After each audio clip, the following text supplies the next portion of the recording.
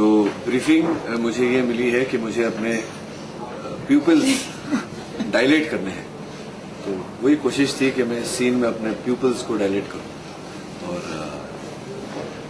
तो जैसा कि आपने कहा इंटेंस सीन है और पहली बार डॉक्टर नील और रागिनी 15 साल के बाद फेस टू फेस मिल रहे हैं। और डॉक्टर नील जो आए हैं इंडिया, उसके पीछे एक कारण है। डॉक्टर नील को ऐसा लग रहा है कि रागिनी जो है उसके बच्चे 15 साल पहले जो एग्रीमेंट हुआ था कि बच्चों का बंटवारा रागिनी ने किया है और वो मेरे बच्चे हैं। Doctor Neel is possessive about his children, वो नहीं चाहता कि वो अपनी माँ की ओर आकर्षित हो। थोड़ा गुस्से में है डॉक्टर नील, वही समझा रहे हैं अपनी भूतपूर्व पत्नी को कि ऐसी कोई कोशिश मत करो। दर्शक ये सीन देखेंगे तो वो यही है, डॉक्टर नील यही कह रहे हैं सीन के शुरुआत में कि 15 साल हो गए लेकिन अभी भी इनका एटीट्यूड, इनका तेवर गया नहीं है, वैसी की वैसी है। बिल्कुल रागिनी, एटीट्यूड की बात हो रही है। 15 साल के बाद मुलाकात और पूरे रूडनेस के साथ आए वो तो खाओ पियो और चले जाओ। बहुत रूड है, वेरी रूड है। एटीट्यूड नहीं है ये, प्रॉबेबली बिटरनेस है, कड़वाहट है जो ये अभी तक इसके मन में है डॉक्टर नचिकेत के प्रति। तो शायद वही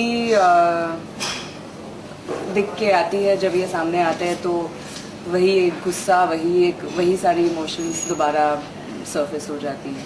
आप जो है ये प्रश्न आपको उनसे करना पड़ेगा, ये आप अगले 6 महीने की कहानी पूछ रहे हैं। थोड़ा सा ज़्यादा ऑर्गेनाइज्ड हो गया है पूरा ही सिस्टम टेलीविजन इंडस्ट्री का। सो जो भी चेंजेस हुए हैं अच्छे चेंजेस हैं। मतलब लौटी हैं तो क्या लौटी हैं, वाह, वही वाली बात है ना। एक दर्शक जो हमारे हैं, पता नहीं क्यों मीडिया हमेशा ये प्रश्न पूछती है कि क्या दर्शक रेडी हो चुके हैं, तैयार हो चुके हैं इसके लिए। दर्शक पहले से देखते आ रहे हैं, जब से मैंने टीवी करना शुरू किया है। मैंने एक धारावाहिक की थी सन 2002 में, उस धारावाहिक से जुड़ा था। उस धारावाहिक में मेरी एक पत्नी भी थी जिनका नाम तुलसी था और मेरी एक और बीवी थी जिनका नाम मंदिरा था। तो अगर जिनके साथ एक पुत्र था मेरा, तो तब से दर्शक देखते आ रहे हैं। उस धारावाहिक में और अन्य धारावाहिक में तलाक इत्यादि इत्यादि ये सारे मुद्दे देख चुके हैं।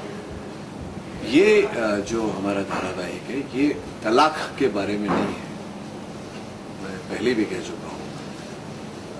उसके पश्चात क्या होता है जब दो लोग मिलते हैं, तो जो सेंसिबिलिटीज और सेंसिटिविटी है दोनों के बीच, वो कैसे प्ले अप करती है, उसके बारे में है कहानी। संभवतः वो एपिसोड देख चुके हैं जहां पर मैंने केवल पैसे भेजे थे और तैयारी में मेरा कोई हाथ नहीं था।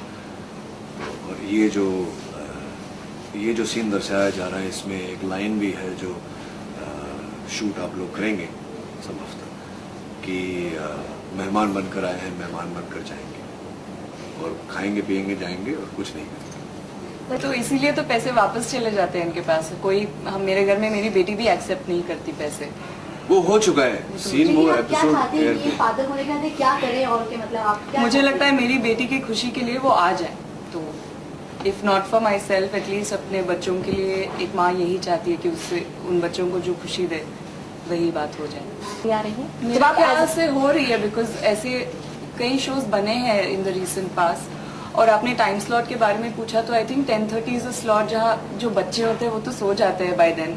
तो जो लोग पेरेंट्स या other mature people who want to watch it can easily watch it. So that's a good time slot for this kind of a show and I think audience is more than ready for this kind of story. हाँ, ये अच्छा आपने प्रश्न किया है।